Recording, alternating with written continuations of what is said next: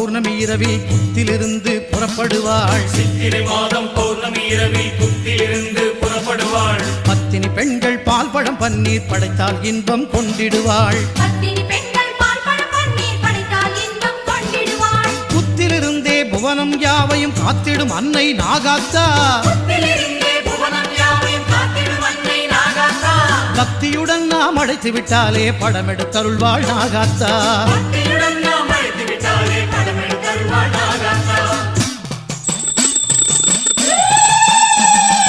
நாகாத்தா எங்க நாகாத்தா, நாகாத்தா எங்க நாகாத்தா.